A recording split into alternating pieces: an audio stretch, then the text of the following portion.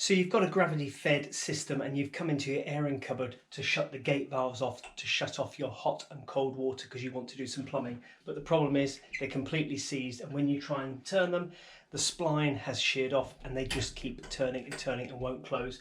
I'm going to show you quickly now how to shut the hot and cold off in the loft with just this, a little rad valve change kit with two little bungs inside that look like that. Okay, let's check it out.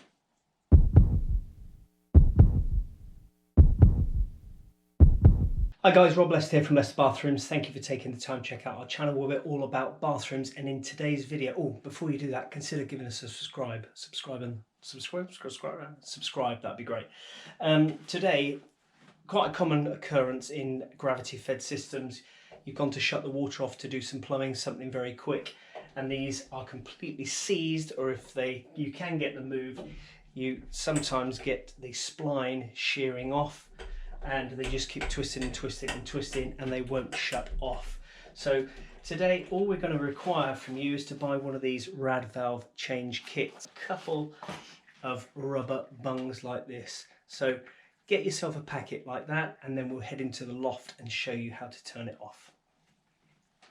Let's just take a quick look at the two pipes we're trying to isolate. So this is our hot pipe coming down from our cold water storage tank, and you'll see that it'll come down, and it will go into the bottom of the tank. So that is the pipe there that we need to shut off for the hot, because that fills the cylinder like this and pushes water out through here and to the rest of the house.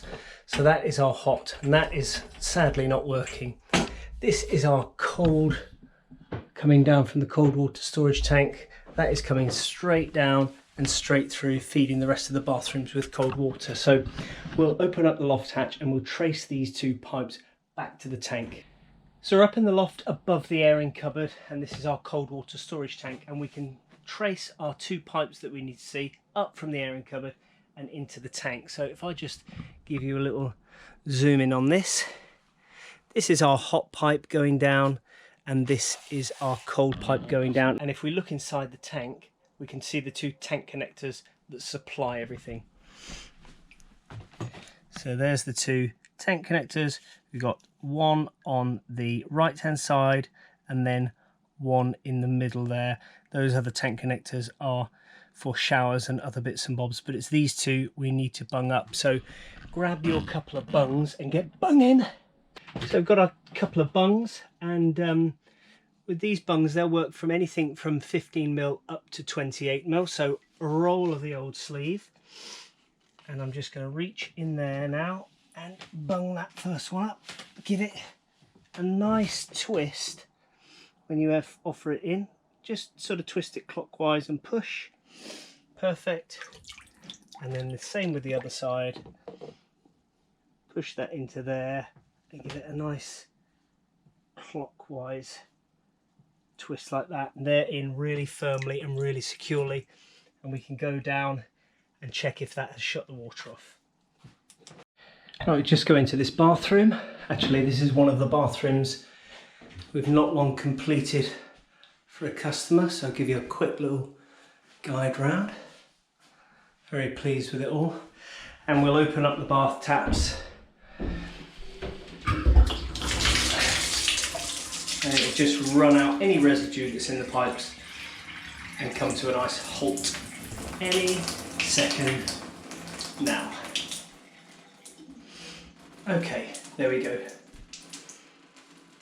So there we go guys, really easy, quick and efficient way to isolate the water if you've got something quick to do, like change an isolation valve or quickly change a fitting.